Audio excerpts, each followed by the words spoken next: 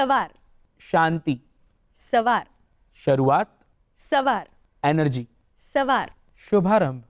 તો દર્શક મિત્રો, આજે સવારનો કંઈ પણ અર્થ હોય, જો થોડા સમય પહેલા તમારા વડીલો, તમારા પેરેન્ટ્સને તમે આ સવાલ પૂછશો તો તેમના જવાબમાં તમને દૂરદર્શનનો ઉલ્લેખ ક્યાંક ચોક્કસ જોવા મળશે. દૂરદર્શનના કેટલાક કાર્યક્રમો જેવા કે સુરભી, સવેરે સવેરે, ચિત્રહાર, રંગોલી, આ કાર્યક્રમો આપણા જીવનમાં વણાયેલા હતા. દૂરદર્શન હંમેશાથી પ્રયાસરત રહ્યું છે કે જે ભારતની બહુઆયામી સંસ્કૃતિ છે એ તમારા સુધી કેટલાક સાંસ્કૃતિક પ્રોગ્રામ થકી પહોંચાડી શકે. તો આજથી અમે પણ એક આવો પ્રયાસ શરૂ કરીએ છીએ. અમે આજથી એક નવો કાર્યક્રમ શરૂ કરી રહ્યા છીએ જેમાં ગુજરાતની સંસ્કૃતિ, ગુજરાતના કેટલાક કલાકારો, ગુજરાતની લોકશૈલી, ગુજરાતની જીવનશૈલી આપ સુધી અમે અલગ અલગ રીતે પહોંચાડીશું. કાર્યક્રમમાં આપ સર્વેનું ખૂબ ખૂબ સ્વાગત છે. હું છું બેલા 40,000 અને હું છું હર્ષદીપ જાડેજા. સ્વાગત છે આપ સૌનું અમારા આ કાર્યક્રમમાં જેનું નામ છે good morning Gujarat. Good morning ગુજરાતના આજના આપણે રંગભરી સવારમાં વાત કરવા જઈ રહ્યા છીએ રંગભૂમિ વિશે. રંગભરી સવાર એવો શબ્દ એટલા માટે વાપરી રહ્યો છું કારણ કે રંગભૂમિના રાજા આપણી સાથે આ સ્ટુડિયોમાં ઉપસ્થિત છે. નમસ્કાર રાજુ દાદા, આપનું સ્વાગત છે. નમસ્કાર. રાજુ બારોટ એટલે 1977માં નેશનલ સ્કૂલ ઓફ ડ્રામામાંથી અનુસ્નાતકની પદવી પ્રાપ્ત કરી અને ગુજરાતને મળેલું એક નાટ્યનું ઘરેણું. રાજુ બારોટે અનેક ફિલ્મો, અનેક નાટકોમાં અભિનય કર્યા બાદ 1992થી ગુજરાતી નાટ્ય પેઢીના નિર્માણ માટે અનેક નાટ્ય કલાકારોનું નર્ચરિંગ કર્યું છે. અને રાજુ બારોટે દૂરદર્શન સાથે પણ અનેક કાર્યક્રમોનું એક સંસ્મરણ જોડાયેલું છે. તો આજે આપણે વાત કરીશું દૂરદર્શન અને રાજુ બારોટના સંબંધો વિશે. જી દાદા, તો પહેલો પ્રશ્ન અમારો એ છે કે દૂરદર્શને ડેકુ અને ઈસરોના એ કાર્યક્રમોમાંથી ધીરે ધીરે દૂરદર્શન સુધી કઈ રીતે પહોંચ્યું અને કેવા કેવા સંસ્મરણો આપના જોડાયેલા છે? એનએસડી પૂરું કર્યા પછી મારે આમ તો જવું હતું મુંબઈ, પણ મિત્રો હતા કે હમણાં મુંબઈ જવાની જરૂર નથી, તું અહીંયા આવતો રહે. અને બીજું પણ એક કારણ હતું જે આજે મારી પત્ની પણ અહીંયા છે, અમદાવાદમાં હતી તે વખતે, એટલે એ કારણ પણ ગણાવી શકું. અને આવીને દૂરદર્શનમાં હું જોડાયો પ્રોડક્શન આસિસ્ટન્ટ તરીકે, કેઝ્યુઅલ. અને આમ તો મારે કામ કરવાનું હતું ન્યૂઝમાં, અને રોજ સવાર પડે અમારે ખેડા જિલ્લામાં ખેપ મારવી પડે, ત્યાંથી ન્યૂઝ બધા લઈ આવીએ, બપોર પછી અમે એને એડિટ કરીએ અને રાત્રે 8 વાગે એને સમાચારમાં પ્રસ્તુત કરીએ. એટલે આ રીતે કામ શરૂ થયું અહીંયા અમદાવાદમાં. ડેકુમાં તે વખતે બધો સ્ટાફ, ટેકનિશિયનો બધા એ ડેકુના હતા. ખાલી દૂરદર્શનનો સ્ટાફ ન્યૂઝ પૂરતો જ હતો. અને એ રીતે ન્યૂઝ પૂરા થાય એટલે અમારે ઘરે જઈને નીકળી જવું પડતું. તો આ રીતે કામ ચાલતું. અને સાંજે કંઈક 6 કે 7 વાગે શરૂ થાય અને 9 વાગે કાર્યક્રમો પૂરા થતા. એટલે આ રીતે ડેકુના કાર્યક્રમો શરૂ થયા. હું હતો મૂળ નાટકનો માણસ, એટલે ન્યૂઝ ઉપરાંત પણ હું સાંસ્કૃતિક કાર્યક્રમો રેકોર્ડ કરતો હતો. સ્ટુડિયોમાં 3, 4, 5 કેમેરાઓ સાથે હું રેકોર્ડિંગ કરતો હતો અને લોકો સુધી દૂરદર્શન પહોંચાડતું હતું. એટલે આ રીતે ડેકુની વાત શરૂ થઈ અને પછી દૂરદર્શન અલગ થયું. જી જે દૂરદર્શનની આપણે વાત કરીને મૂળ એમ કીધું કે આપ નાટકના કલાકાર, એટલે એક અભિનેતા કે એક દિગ્દર્શક તો આપણામાં પહેલેથી જ છુપાયેલો હતો. તો ન્યૂઝની વાત અલગ રાખીને જ્યારે દૂરદર્શનના જે આપણે ધારાવાહિકો હતી જે એ વખતે ખૂબ પ્રચલિત થઈ, એમાં પણ આપણે ઘણા સમય સુધી કામ કર્યું છે, તો તેનો અનુભવ કેવો રહ્યો હતો અને તે વખતનું પ્રોડક્શન કેવી રીતે થતું? હું જ્યારે દૂરદર્શન પર હતો ત્યારે હું એક ધારાવાહિક ચલાવતો હતો. સ્લમના બાળકોને લઈને રમતા રહો ખીલતા રહો એ નામનો કાર્યક્રમ હું નિયમિત રીતે કરતો હતો. પછી દૂરદર્શન છોડ્યા પછી હું ગયો દિલ્હી ફરી પાછો. નેશનલ સ્કૂલ ઓફ ડ્રામા રેપર્ટરી કંપનીમાં મેં કામ કરવાનું શરૂ કર્યું. અને ત્યાર પછી ત્યાં પણ હું 3 વર્ષ કામ કરી અને પછી ગયો મુંબઈ તરફ. એટલે એ મુંબઈ તરફ ગયા પછી પાછું સંજોગો એવા ઊભા થયા કે હું અમદાવાદ સ્થાયી થયો. આમ તો હું મૂળ વડોદરાનો, પણ મેં કાર્યક્ષેત્ર પસંદ કર્યું અમદાવાદ. અને એ દરમિયાન ઘણી બધી ધારાવાહિકોમાં મેં કામ કર્યું. દાખલા તરીકે સાજણજી, મારી પરણેતર, આમ તો ઘણી બધી હતી એટલે નામ યાદ નથી આવતું. હા, ઇવન તમારી ટેલિફિલ્મ્સ વિશે વાત કરીએ તો આપણે લાડુનું જમણ હોય કે માણસેના માણસાઈના દીવામાંથી દીવા, જી. જે હાજરી કે આવ્યો છું અહીં બારવટું શીખવવા માટે, એ બધી ટેલિફિલ્મ્સ આપે કરી જે 80s 90sના દશકમાં. અને એ એક સાહિત્યનું સ્ક્રીન પર જે સર્જન થયું હતું એ વખતે કેવી પ્રોસેસ હતી હતી આપની? જેને કહીએ છીએ આપણે કમિશન પ્રોગ્રામ, અને દિલ્હી લેવલથી શ્રેષ્ઠ ગુજરાતી કૃતિઓ, વાર્તાઓ પસંદ કરીને કમિશન તરીકે ડિરેક્ટરોને આપવામાં, પ્રોડ્યુસરોને આપવામાં આવતી. તો નસીબ જોગે મને લાડુનું જમણ, પન્નાલાલ પટેલની લઘુ વાર્તા એ કરવા મળી. અને આનંદની વાત તો એ છે કે એ પહેલાં હું રંગમંચ ઉપર એમની નવલકથા માનવીની ભવાઈ સ્ટેજ પર ભજવી ચૂક્યો હતો. એટલે એ રીતે હું પન્નાલાલથી ખાસો પરિચિત હતો, એમની કૃતિઓથી ખાસો પરિચિત હતો, અને મને એ કામ કરવામાં ખૂબ મજા આવી. અને માણસાઈના દીવા એ કામ એવું કરવા મળ્યું મને કે એમાં તો હું અભિનય કરતો હતો. મેં ડાયરેક્ટર પ્રોડ્યુસરને કહ્યું પણ ખરું કે હું રવિશંકર મહારાજ જેવો છું ને, હટ્ટો કટ્ટો અને એ બધું. તો મને કહે છે કે મારે બીજા નબળા એક્ટરને લેવા નથી, મારે તમારી પાસેથી પરફોર્મન્સ જોઈએ છે, એટલું ઘણું છે મારે માટે. એટલે મેં એ ચેલેન્જ પણ લીધી. એ દરમિયાન હું લિક્વિડ ડાયટ પર રહ્યો અને રવિશંકર મહારાજની જેમ હું દરેક જગ્યાએ ચાલીને જતો. હા, રવિશંકર મહારાજ ખુલ્લા પગે ચાલતા હતા, એ હું નહોતો કરી શક્યો. જી. ભાઈબંધો પણ કહે કે તને મૂકી જઈએ છે. એટલે મેં કીધું કે એક્સરસાઇઝ કરવા માટે તો, રવિશંકર મહારાજને અપનાવવા માટે તો હું ચાલતો આવ્યો છું ને ચાલતો ઘેર જઈશ. એ રીતે આ પ્રોસેસ સાથે શૂટિંગ દરમિયાન પણ મેં મારું ડાયટિંગ ચાલુ રાખ્યું હતું. દાદા, એ વખતે એવું કહી શકાય કે ગુજરાતી ફિલ્મ જગત કે ગુજરાતી નાટ્યભૂમિ એટલી સમૃદ્ધ નહીં જેટલી મુંબઈમાં એક કલાકારને સમૃદ્ધિ મળી શકે કે પ્રસિદ્ધિ મળી શકે. પણ એવા સમયે આપે કેન્દ્ર મુંબઈની જગ્યાએ અમદાવાદ પસંદ કર્યું, એ વિશે આપના શું વિચાર હતા? મુંબઈમાં કામ કર્યા પછી મને એવું લાગતું કે મારે એક મશીનના પુર્જા બનીને રહેવું પડશે. કારણ કે મુંબઈના ખર્ચા કાઢવા માટે જે કામ મળે એ સ્વીકારી લેવું પડે. એટલે હું તો એક પુરજો જ બન્યો ને. પણ મારી ભૂખ જુદી હતી કે મારે મારું થિયેટર કરવું હતું, અથવા તો મને ગમે એવું કામ કરવું હતું. જે મળી જાય એ કામ નહોતું કરવું. અને એ કામ મને અમદાવાદે આપ્યું. એટલે હું મુંબઈથી અમદાવાદ આવ્યો અને અમદાવાદમાં ભરત દવે એમની સાથે કામ, NSD પત્યા પછી જ્યારે આવ્યો તો ત્યારે ભરત દવેથી સાથે કામ શરૂ કરેલું જ. પણ પછી મેં મારી પોતાની સંસ્થા પણ બનાવી,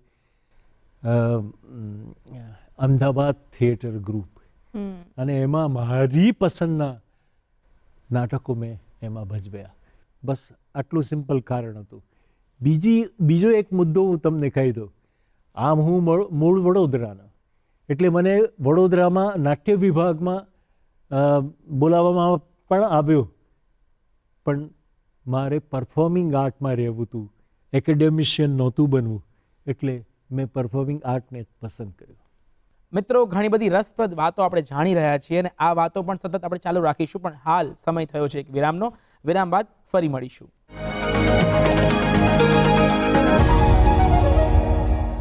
વિરામ બાદ આપ સર્વે દર્શક મિત્રોનું ફરી એકવાર સ્વાગત છે કાર્યક્રમ ગુડ મોર્નિંગ ગુજરાતમાં. દાદા, તમે વર્ષોથી દૂરદર્શન સાથે જોડાયેલા છો, તો દૂરદર્શનની એક પ્રણાલી છે કે જે ભારતની બહુઆયામી સંસ્કૃતિ છે જે તે દર્શકો સુધી પહોંચાડે છે. તો વર્ષોથી ચાલ્યા આવતા અને આપણા હૃદયના ખૂણામાં હજી ક્યાંક સચવાયેલા કેટલાક કાર્યક્રમોની ઝલક આપણે સાથે મળીને જોઈએ.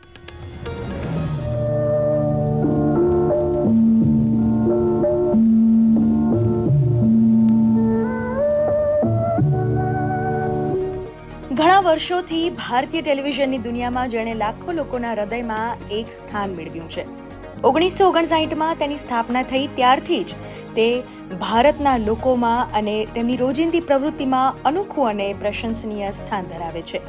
સમગ્ર રાષ્ટ્ર માટે મનોરંજન અને માહિતીનું માત્ર એક જ કેન્દ્ર હતું, દૂરદર્શન.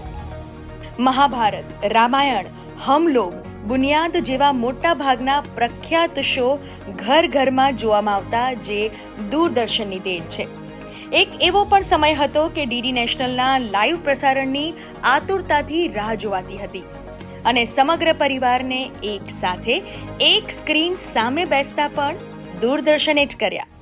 પછી એક સમય એવો પણ આવ્યો જ્યારે લોકોની સવાર પણ દૂરદર્શનના કેટલાક કાર્યક્રમોથી જ થતી, જેમાં મુખ્યત્વે રંગોલી, સુરભી, ચિત્રહાર અને સુબહ સવેરે જેવા કાર્યક્રમોનો સમાવેશ થાય છે. સુરભી એક લોકપ્રિય ભારતીય સાંસ્કૃતિક ધરોહરને દર્શાવતો પણ મેગેઝિનની કેટેગરીમાં મૂકી શકાય તેવો પણ ખૂબ લોકપ્રિય શો હતો, જેના હોસ્ટ હતા જાણીતી અભિનેત્રી રેણુકા શહાણે અને ટેલિવિઝન પ્રોડ્યુસર સિદ્ધાર્થ કાક. 90ના દાયકામાં શોના દર્શકોની સમક્ષ વિભિન્ન રીતે ભારતીય સંસ્કૃતિને અલગ અલગ થીમના માધ્યમથી રજૂ કરવામાં આવતી. આ શોનો મુખ્ય ઉદ્દેશ્ય ભારતીયોને તેમની સાંસ્કૃતિક ભૂતકાળની નૈતિકતા અને મૂલ્યો શીખવવાનો હતો. રંગોલી. વાત કરીએ કાર્યક્રમ રંગોલીની, તો આ કાર્યક્રમનું પ્રસારણ 1988માં શરૂ થયું અને તે આજ સુધી લોકોને આકર્ષતો અને સંગીતને ઉત્સવ તરીકે ઉજવતો કાર્યક્રમ છે. 1990ના દાયકામાં તેને વ્યાપકપણે જોવામાં આવતો હતો. આ શોની પ્રથમ કેટલીક સિઝન દરમિયાન બોલિવૂડ અભિનેત્રી હેમા માલિની દ્વારા હોસ્ટ કરવામાં આવ્યો હતો.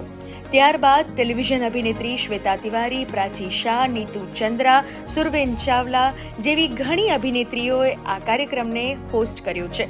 મુખ્યત્વે બોલિવૂડના ગીતો અને તેની પાછળની કોઈ રસપ્રદ વાર્તા, બોલિવૂડના હસ્તીઓના રસપ્રદ ઇન્ટરવ્યૂ અને બીજી ઘણી બધી સંગીતમય વાતો આ કાર્યક્રમનો વિષય વસ્તુ રહ્યા હતા. તો દર્શક મિત્રો, દૂરદર્શન અમદાવાદ ફરી એકવાર આપની સવારને વિવિધ વિષયોના રંગોથી ભરવા અને રસભર કરવા લાવી રહી છે કાર્યક્રમ ગુડ મોર્નિંગ ગુજરાત. તો દાદા, તમે પણ દૂરદર્શનમાં ઘણા વર્ષોથી, ઘણા દાયકાઓથી હવે તો કહી શકાય કે સંકળાયેલા છો, તો તમારી એવી દૂરદર્શન સાથેની સૌથી યાદગાર પળ અમને જાણવી છે. મને ડીક્યુનો એક પ્રસંગ યાદ આવે છે. ન્યૂઝની સાથે સાથે હું સાંસ્કૃતિક કાર્યક્રમો પણ રેકોર્ડ કરતો હતો. તો એકવાર રઘુબીર યાદવ, જે મારો સ્કૂલ દરમિયાન ક્લાસમેટ પણ હતો, રૂમમેટ પણ હતો, અને જ્યારે રેપેટરીમાં હતા ત્યારે અમે લોકો એક ફ્લેટ શેર કરીને સાથે રહેતા હતા. એ અમદાવાદમાં આવ્યો અને એનું રેકોર્ડિંગ મેં ડેકુના સ્ટુડિયોમાં ગોઠવેલું. અને એ રજૂ કરવાનો હતો પારસી શૈલીનું લૈલા મજનુ. અને બહુ સિનિયર કેમેરા પર્સન છે દર્શન દવે, એ મુખ્ય કેમેરામેન હતા. એટલે મેં એમને કીધું કે તમે આને લિમ્બો લાઇટમાં કરજો. એટલે મને ખાલી એક જ લાઇટ એમણે આપી. મેં કીધું કે દર્શન દાદા, શું કરો છો? એક જ લાઇટમાં લીંબો થાય? તું જાને ઉપર પેનલ પર બેસને એટલે તને ખબર પડશે. તો આ મારે માટે એક શીખવાનો પણ પ્રસંગ હતો અને યાદગીરી માટેનો પણ એક બહુ સારો પ્રસંગ હતો. અચ્છા, આપના નાટ્યભૂમિ પર, રંગભૂમિ પર 50 વર્ષ જેટલો લાંબો સમય થયો છે.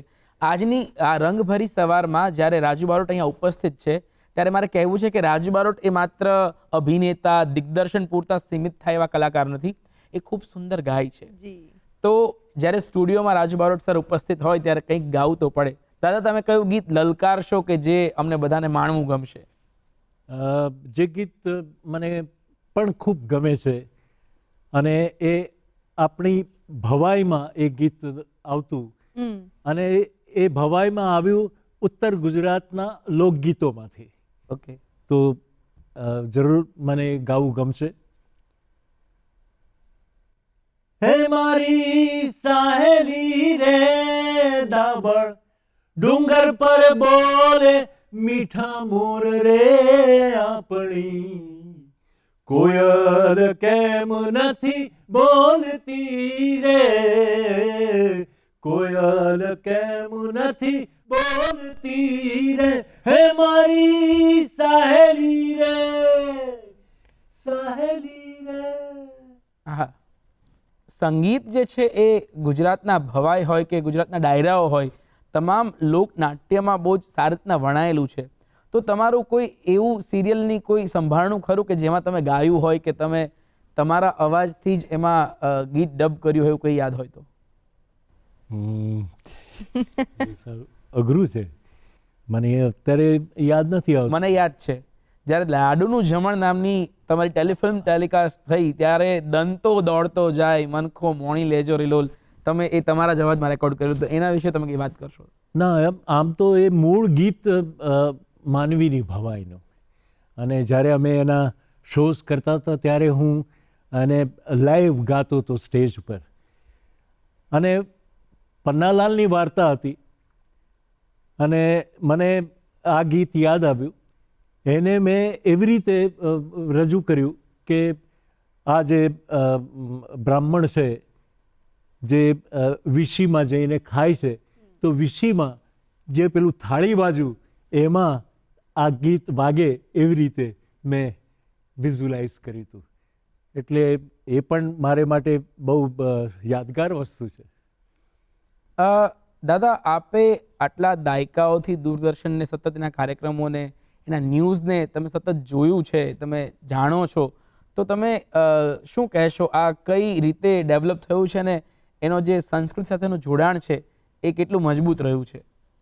હજુ સ્પષ્ટ રીતે જરા મને આપના જમાનામાં જે કાર્યક્રમો બનતા સાંસ્કૃતિક, આપે જે વાત કરી કે ઉત્તર ગુજરાતનું એક પન્નાલાલ પટેલની વાત હોય તો ત્યાંનું જ કોઈ ગીત અને ત્યાંની જ બોલી તમે પકડીને એ આખું વાત કરતા, તમે આજના કાર્યક્રમોમાં પણ એ સંસ્કૃતિની ઝલક કે એ કેટલું રિલેટ થાય છે ને કેટલું એના મૂળ સુધી હજી પહોંચે છે? કરવું જ પડે, એ જરૂરી જ છે.